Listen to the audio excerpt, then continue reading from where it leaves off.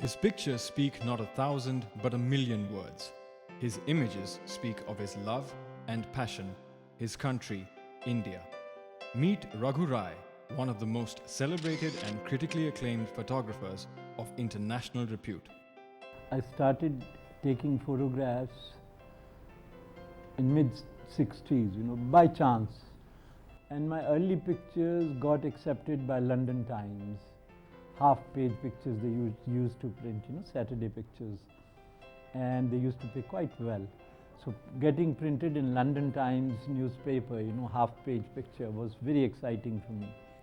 And I thought it's not a bad idea, and let's go on. A number of books on people and places later, Raghu Rai is still not tired of his main subject, India. India is a large enough world for me to go on for the rest of my life. Because even after 35 years in photography, I feel there's so much to explore. The energy here is so ever challenging. It's never enough. That body of work, when it's shared with my own people, gives me a good feedback and fulfillment of being an Indian working in India. He is not just a renowned photographer, but also a keen gardener, landscape artist, and a die-hard fan of Indian classical music. My space is from here to infinity and beyond. Each time I come to my farm, I live every inch of space around me, and the sky above also belongs to me, क्योंकि मैं इसको जीता हूँ, निहारता हूँ. Raghu Rai, artist, legend, a loving son of India, a true Indian legend.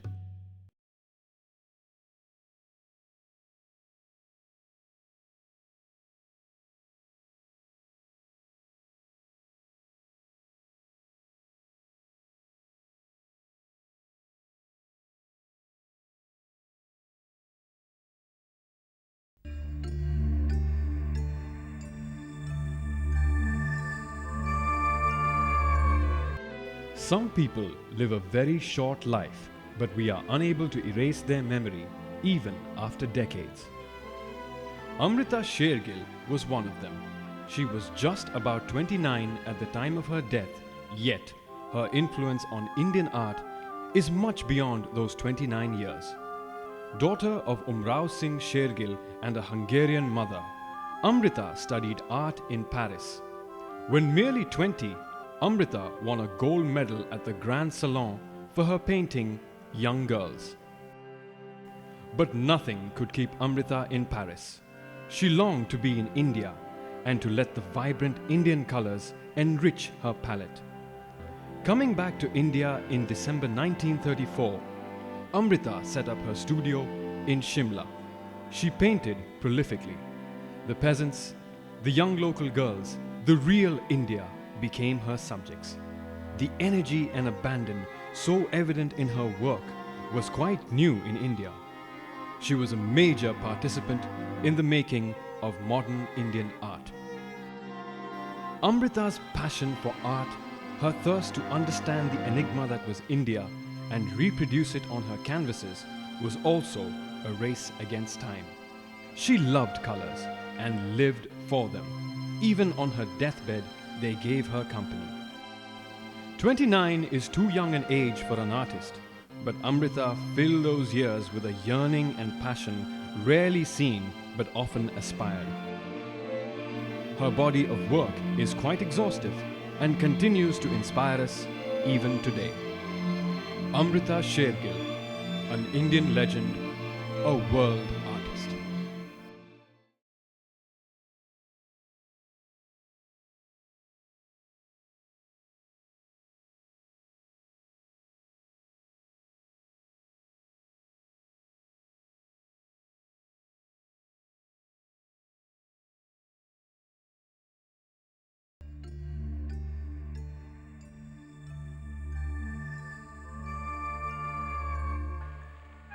His movies have been termed as classics and awarded cult status. He has been called a genius and his life an enigma. Guru Dutt and his films defy categorization.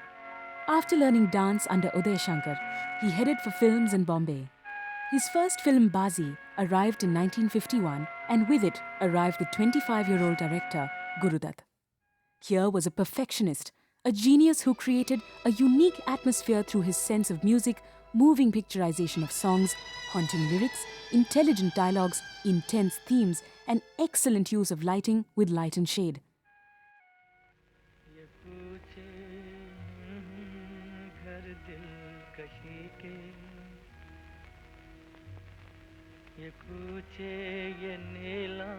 His films had a brooding intensity, a poetic quality about them that a single frame of the work could identify its creator. Pyasa has traces of extreme but purposeful melancholy, forcing us to introspect. The movie is set against a backdrop of pathos, existential meaninglessness, worldly treachery, and an artist's fight. Kagas Ke Phool was more personal than Pyasa, and for some, even more haunting. Guru Dutt not only gave us these classics, but also crime capers and evergreen comedies.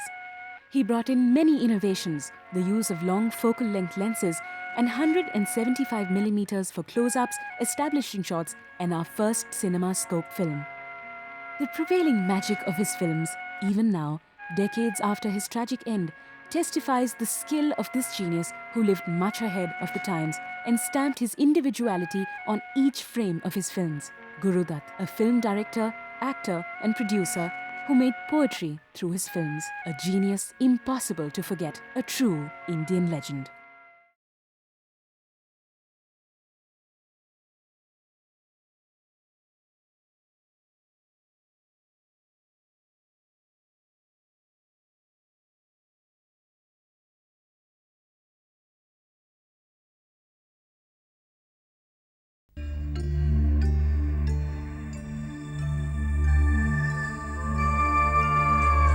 Mention India in Russia, the Middle East, or even Africa, and chances are someone or the other will break into Mera Joota Hai Japani from Shri 420.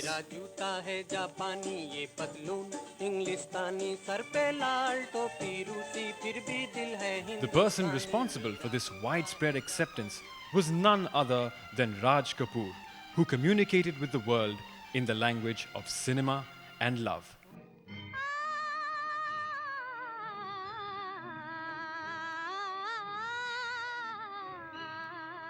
After acting in just a few films, Raj Kapoor decided to make his own kind of films.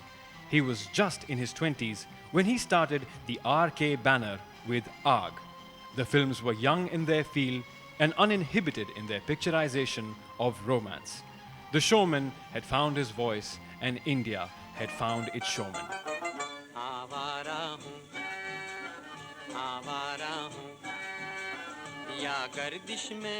He travelled extensively, showcasing Indian cinema to the international audience, winning their personal and professional appreciation at the same time.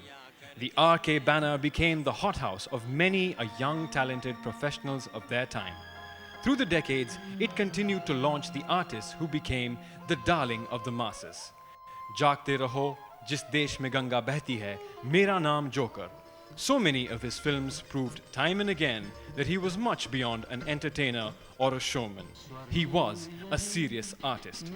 The long row of awards on his mantelpiece and the love in the hearts of scores of people in India and abroad made it evident that Raj Kapoor was not merely a showman, he was a true Indian legend.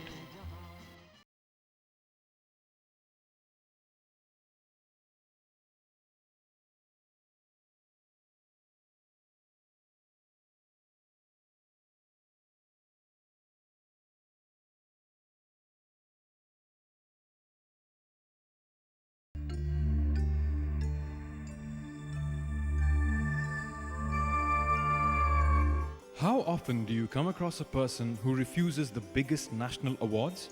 The answer would be very rarely. Sitar Maestro Ustad Vilayat Khan did just that time and again. Such was the stature of Ustadji that other prominent artists would usually refuse to be referred to as Ustad in front of him. Music was his only inheritance. His entire world was the sitar. He started mesmerizing audiences at the tender age of 12.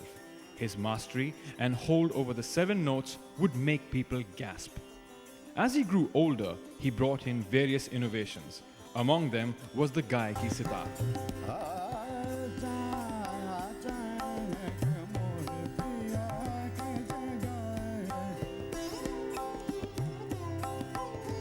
He brought the sublime sitar closer to the common man. Audiences thronged to his recitals both in India and abroad. His music touched each one of them and yet retained its purity. Ustad Ji lived for his music and the innovations he could make.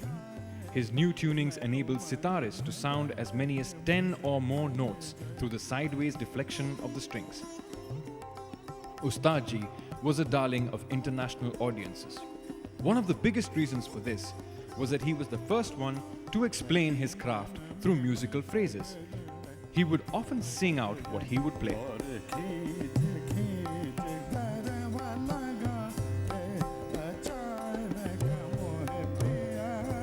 His firm conviction being that music is for everybody. He brought the world closer, not just to his music, but to the entire range of Hindustani classical music. A musical genius, a true disciple of music, a true Indian legend.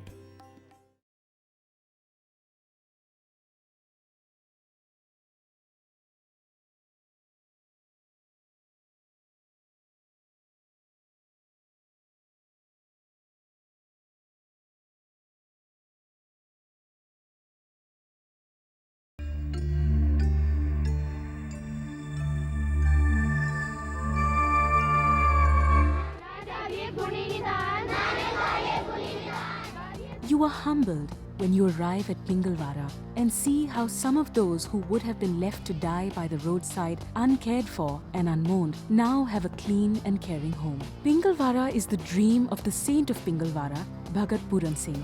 A convert to Sikhism, Bhagat Ji dedicated his life to helping the rejects of society. To the hundreds of men, women and children who have felt his loving presence in their lives, his Pingalwara ashram is not merely a shelter but a place where they get love and affection, compassion and the courage to take on tasks that seem impossible to others. One of his amazing feats was the way he looked after a child he found abandoned in Lahore in 1934. Carrying this polio-ridden boy, whom he named Pyara, on his back for 14 long years, became symbolic of his carrying all the aged, disabled and the sick on his shoulders. His lifelong commitment to the ideal of seva and the consistency with which he toiled to achieve his objectives for most of the 88 years of his life is an inspiration. In 1992, at the time of his death, Pingalwara had 6 major self-sufficient and well-designed buildings for taking care of the destitute and the disabled. Bhagat Ji's spirit seems to be the motivating and guiding factor behind Pingalwara even today. The small coins that he collected went to light a flicker of hope in the lives of the hopeless and forlorn, and Bhagat Ji showed that even a little money is enough if it is put into the service of mankind. Bhagat ji को अपना गुरु मानता हूँ। वो एक नेक इंसान थे। हम उनको अपने भगवान मानते हैं, भगवान जैसे। अपाहिजों की सेवा करते थे और देश का भला करते थे। मैं बड़ा होकर भगत जी की तरह बनूंगा। Bhagat Puran Singh, the messiah of disabled, die-hard environmentalist, the saint of Pingalwara, a true Indian legend.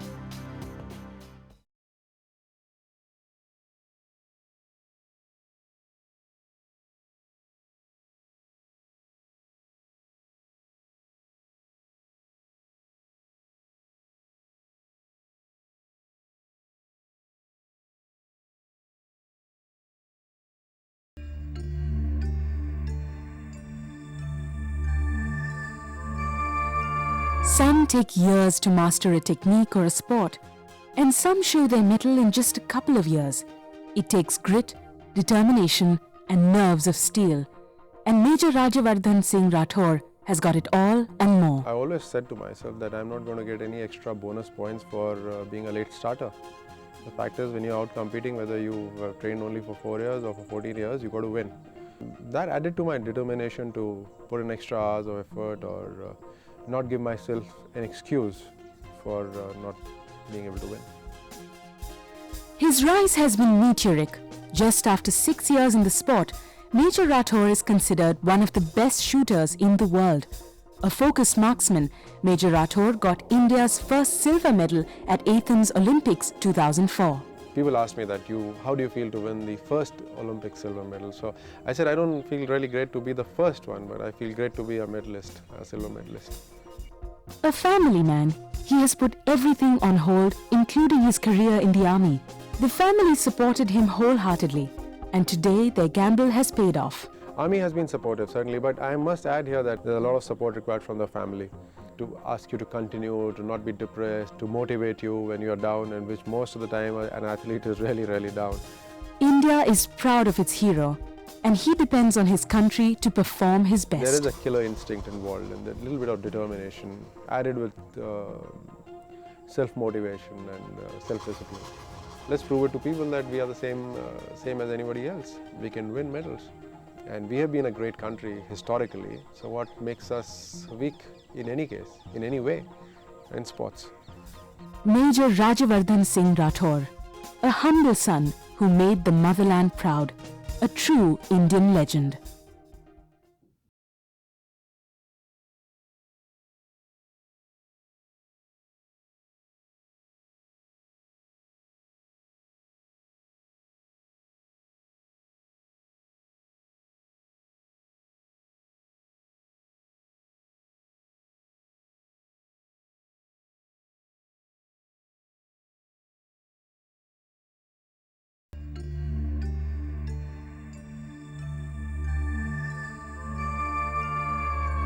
He's one of the few people who know that when a tiger walks unafraid and unthreatened, our heritage is retained for future generations. Meet Valmik Thapar, an authority on tiger conservation, a wildlife photographer, the Tiger Man of India. Saving the tiger means saving the forest, every living organism, and water. 600 rivers are born in forest India. So when you save it, you save the water supply of a nation. Nearly 30 years ago, I visited one of the most beautiful places in the world, which was Ranthambore National Park. And since then, it's been a challenge for me to record and document every little detail of the tiger's natural history. He has followed the tiger's tail for 28 years and espoused the tiger's cause in books, films, articles and photographs. My preference is the written word because I can express the detail much better. Though tigers are huge, they can be difficult to spot, but thanks to Project Tiger, they've become less evasive. When I first went to Ranthambore, it could take 1 month to see a tiger. Now if you go to Ranthambore, you can enter the national park. In half an hour, a tiger will find you. It will come walking onto the road to look at you. He has made some extraordinary discoveries about the lives of tigers. That families did interact with the male tiger. The male tiger was the father of the litters, and he shares food with the cubs and he looks after the cubs. The earlier beliefs about the male tiger was that the male tiger killed the cubs. In 1989, he set up the Ranthambore Foundation. My original aim of the Ranthambore Foundation was to be a catalyst, harmonize the communities who live around the park. He is credited with almost single-handedly saving the tiger from being wiped out. I'm very happy knowing that I contribute a tiny little amount in the larger process of saving the tiger. Valmik Thapar, a committed conservationist, the Tiger Man of India, a true Indian legend.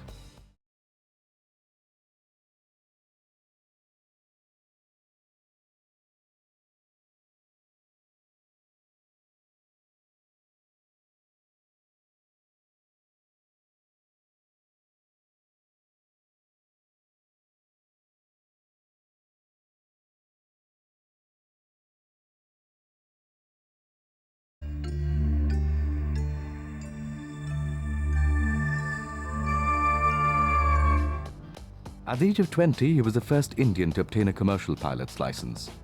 His first flight from Karachi to Bombay on October 15, 1932, started civil aviation in the subcontinent. A little later, he set up the Tata Airlines, which was later renamed Air India.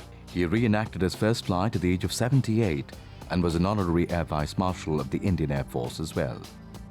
It has been, after all, the greatest joy of my life, is flying.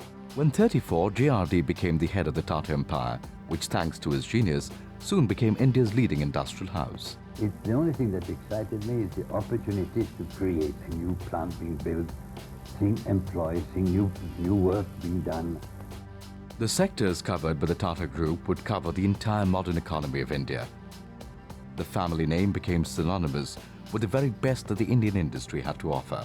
J.R.D. was that rare businessman who transcended the world of business because the object of his life was not to make money, but to build industry. It was not for personal wealth that he took the house of Tata from 55 million to over 200 million during his stewardship of over half a century.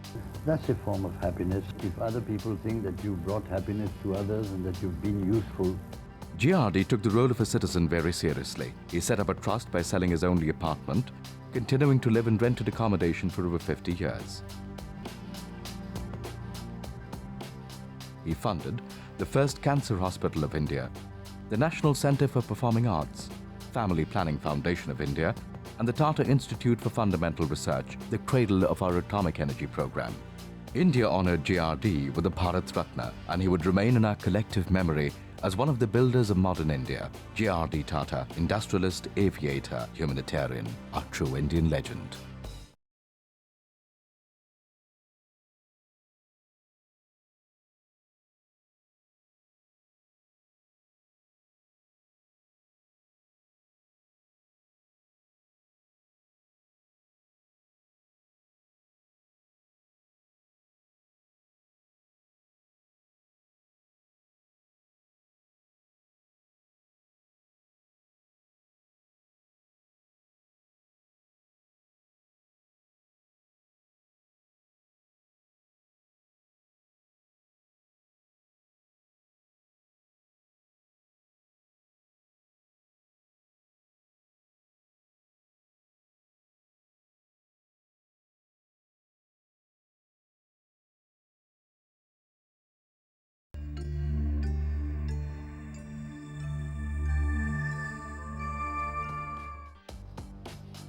The founding father of the Indian novel in English almost did celebrate a century of creativity. Mulk Raj Anand wasn't only a witness to the turbulent 20th century, but took part in that history as well.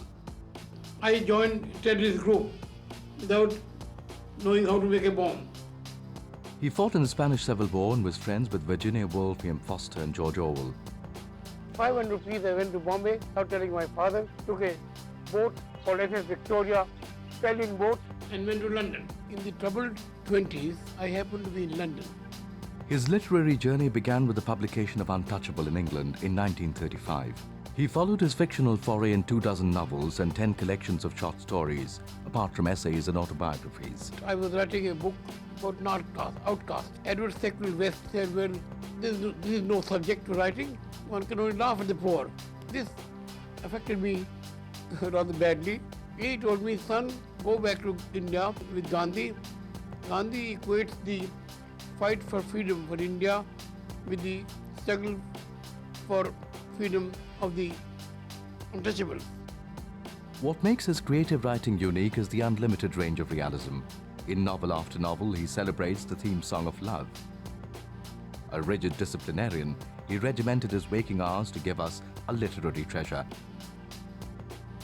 He founded Marg, a literary magazine, Indian People's Theatre Association and the Progressive Writers Association. He was awarded the Padma Bhushan in 1968 and had the rare distinction of being a fellow at both Sahitya Kala and Lalit Kala Academy. I am not one of those people who worship the past or want to live it over again or make it a substitute for the present. Mulk Raj Anand, artist, writer par excellence, a true Indian legend.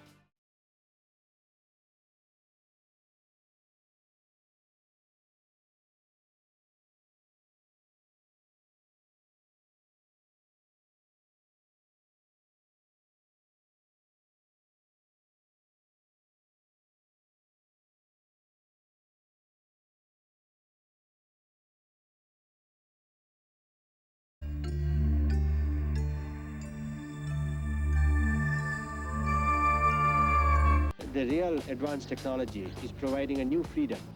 Dr. Vikram A. Sarabhai, the father of Indian space program, was a distinguished cosmic ray and space scientist who saw the tremendous potential of science and technology in creating a modern India. It will be our constant endeavor in the years to come to provide the peaceful uses of outer space for the real problems of this nation. If we want to see that some of our best people have a meaningful, qualitatively rich experience, even if they are in villages, then we can use these new techniques to bridge that information gap A leading pioneer of India's space program, he expanded the Indian Space Research Organization, envisioned India's first satellite Aryabhatta, and initiated the satellite instructional television experiment. Being able to depend on one's own resources, it was an extremely important element in the building up of a national identity. He was an ardent visionary for whom science was a passion and a useful tool to script social, economic and educational changes in India to make India great and our people happy. When you really come to a meaningful application of science and technology, I think there is a very widespread recognition in this country as the only means for really establishing a national identity and national development. He was a dreamer, creator and innovator, a Renaissance man with interests in music, painting and architecture. He lit several lamps in the form of institutions, which stand testimony to the contributions of a scientist, administrator and industrialist. A true admirer of art and culture, and above all, a human concerned deeply about his fellow beings. Dr. Sarabhai, a rare individual, a true Indian legend.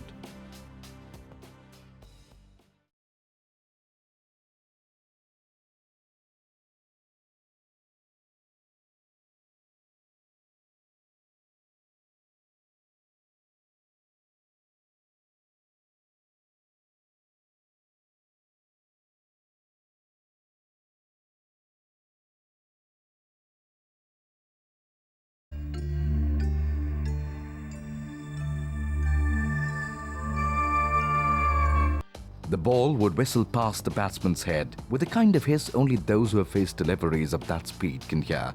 The sound signified to the world that India, after a long time, had a bowler capable of generating disconcerting speed. The bowler was Kapil Dev, the Wisden Indian cricketer of the century. Need of the hour required to be the ball little fast. We didn't plan, it just happened. It happened so beautifully. Kapil Dev made his first-class debut in November 1975 at the age of 17. In all his years of first-class cricket, he has been a model of consistency. We were more aggressive in that manner. I think that did help me to not give up and take a bigger challenge. My job was to take wickets, and that is the key of my cricket. As a bold, positive captain, he led us against all odds to a remarkable World Cup triumph in 1983. Winning the World Cup was the most enjoyable and very fresh in my mind. I think we played well, we played like a team, but I think the ball was rolling towards us. He did what few Indian cricketers have been able to do, bowl fast and take wickets by the hatful. I started my career as a bowler and it was luck in my favour. I become a batsman also. Getting 5,000 plus run in Test cricket was a bonus to me. I was happy end of the day. As batsman, bowler and captain, he was overawed neither by his adversaries nor by situation. You want to succeed, doesn't matter you live in village, it is your own determination make all the difference. As far as I'm concerned, I love my country. Kapil Dev, a winner as a captain, a resilient sportsman, a true Indian legend.